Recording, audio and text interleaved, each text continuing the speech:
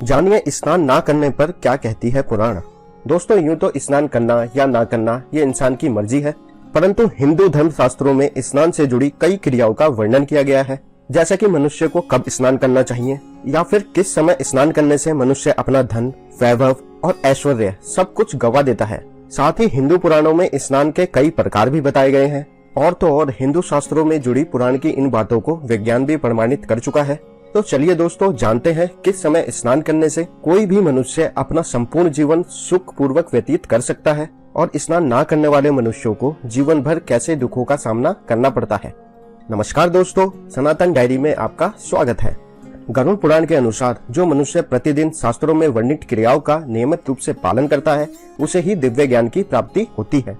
गरुड़ पुराण में बताया गया है कि मनुष्य को ब्रह्म मुहूर्त में उठकर धर्म और अर्थ का चिंतन करना चाहिए।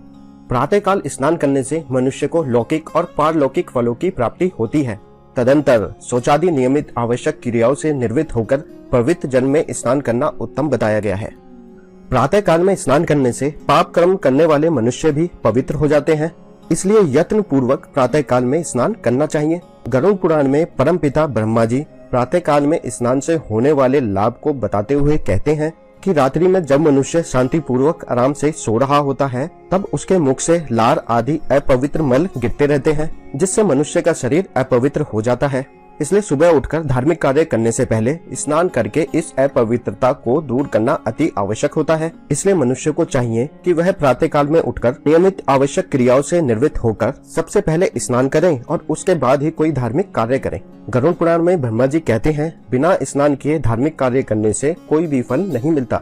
इसके विपरीत बिना स्नान किए धार्मिक कार्य करने वाला मनुष्य गरुड़ पुराण में पापी माना गया है। उसके बाद ब्रह्मा जी कहते हैं, वैसे तो स्नान ना करना पाप की श्रेणी में नहीं आता, लेकिन प्रतिदिन सूर्य उदय से पहले स्नान मनुष्य का धर्म माना गया है। साथ ही ब्रह्मा जी कहते हैं, यदि कोई व्यक्ति बिना स्नान किए अपना कार्य शुरू करता है तो उसका कोई भी काम नहीं बनता है। इसका कारण यह है कि बिना स्नान किए व्यक्ति के आसपास नकारात्मक शक्तियां घेरा बनाए रखती हैं और धर्म शास्त्रों के अनुसार नकारात्मक शक्तियां वहीं वास करती हैं जहां अपवित्रता का वास हो। इसलिए गरुड़ पुराण में कहा गया है कि जो व्यक्ति प्रतिदिन स्नान नहीं करता वह अनजाने में ही बुरी ताकतों को अपनी ओर आकर्षित कर लेता है। गरुड़ पुराण में अलक्ष्मी, कालकर्णी, क्लेश, द्वेष, त्रुटि जैसी ताकतों को अनिष्ट कार्य शक्तियां बताया गया है। इन शक्तियों में कालकर्णी विघ्न डालने वाली शक्ति है, अर्थात जो व्यक्ति रोज स्नान नहीं करता है उसके कार्यों में विघ्न आने की प्रबलताएं बढ़ जाती हैं। वहीं इस पुराण में अलक्ष्मी का भी जिक्र किया गया है। हिंदू धर्म में अलक्ष्मी देवी को माता लक्ष्मी की बहन माना गया है, परंतु देवी लक्ष्मी के विपरीत अलक्ष्मी को निर्धनता की देवी कहा गया है। गरुड़ पुराण के अनुसार प्रतिदिन स्नान ना करने वाला व्यक्ति कभी धनवान नहीं होता, क्योंकि उसके घर में अलक्ष्मी का वास होता है। स्नान ना करने वाले व्यक्ति के हाथ हमेशा असफलता ही लगती है और वह यश की प्राप्ति नहीं कर पाता। इसके अलावा गरुड़ पुराण में ब्रह्मा जी ने कहा है कि प्रतिदिन स्नान ना करने वाला व्यक्ति अपने निजी जीवन में भी क्लेश से घिरा रहता है। साथ ही यह भी माना जाता है कि स्नान करने से दुस्वप्न और दुर्विचार से होने वाले पाप भी धुल जाते हैं और मनुष्य अपने दिन की शुरुआत इन पापों से मुक्ति पाकर करता है।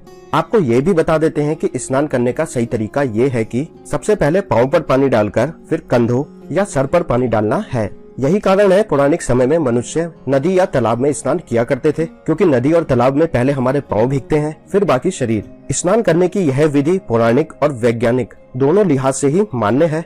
गरुड़ पुराण में स्नान करने के 6 अलग अलग तरीकों के बारे में भी बताया गया है। इन तरीकों में सबसे पहला तरीका है कायिक स्नान। यह तरीका अमूमन बीमार व्यक्ति प्रयोग करते हैं। कायिक स्नान उसे कहा जाता है जिसमें मनुष्य सर पर पानी डाले बिना स्नान करे या फिर किसी गीले वस्त्र से अपने आप को स्वच्छ कर ले। इसे भी गरुड़ पुराण में एक तरह का स्नान माना गया है। स्नान का दूसरा प्रकार वारुण स्नान। वारुण स्नान जल में डुबकी लगाकर किया जाता है। गरुड़ पुराण में तीसरा स्नान है दिव्य स्नान। धूप के साथ होने वाली दृष्टि में किया गया स्नान दिव्य स्नान कहलाता है। स्नान के चौथे प्रकार को इस पुराण में बेहद महत्वपूर्ण माना गया है। इस स्नान का नाम है वायव्य स्नान। गाय की खुर की धूल लगाकर शरीर को स्वच्छ करना वायव्य स्नान कहलाता है।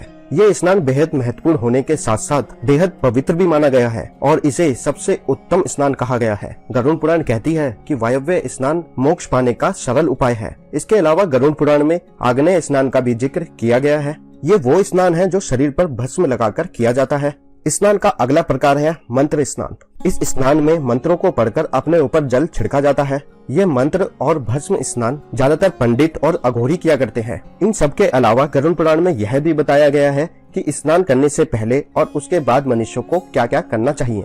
स्नान से पूर्व दुग्धधारी वृक्षों से उत्पन्न काष्ठ, मालती, अपामार्ग, विल्व अथवा कनेर की दातून लेकर उत्तर या पूर्व दिशा की ओर मुख करके किसी साफ स्थान पर बैठकर दांतों को स्वच्छ करना चाहिए। तदंतर स्नान करके देवताओं, ऋषियों और पितरों का विधिवत तर्पण करना चाहिए। गरुड़ पुराण में लिखा है, स्नान के बाद माता गायत्री का जप यानी गायत्री मंत्र का जप कर सूर्य को जल अर्पित करना चाहिए। इस पुराण के अनुसार ऐसा करने वाला व्यक्ति यशस्वी होता है। यानी अगर आपको अपने जीवन में सफलता के साथ साथ यश भी प्राप्त करना हो तो गरुड़ पुराण के अनुसार आपको प्रतिदिन स्नान करना चाहिए। वैसे तो मन की स्वच्छता सबसे ज्यादा महत्वपूर्ण है, लेकिन मन को स्वच्छ रखने के साथ साथ इंसान को अपना शरीर भी स्वच्छ रखना उतना ही जरूरी है, क्योंकि स्वच्छता न केवल मनुष्य का धर्म है बल्कि प्रतिदिन स्नान करने से मनुष्य का शरीर भी रोगों से बचा रहता है। इसलिए दोस्तों, मेरी तो सलाह यही है, आप अपने प्रतिदिन कार्यों से निवृत्त होकर सबसे पहले स्नान कर लें, क्योंकि आजकल देखा जाता है व्यस्त जीवन शैली होने के कारण अधिकतर मनुष्य सूर्योदय के बाद ही स्नान करते हैं, जिसे धर्मशास्त्र में राक्षसत्व स्नान माना गया है। और धर्मशास्त्रों की माने तो मनुष्य के ज्यादा बीमार करने का एक यह भी कारण है। तो दोस्तों, उम्मीद करता हूँ आपको हमारी आज की यह जानकारी पसंद आई होगी।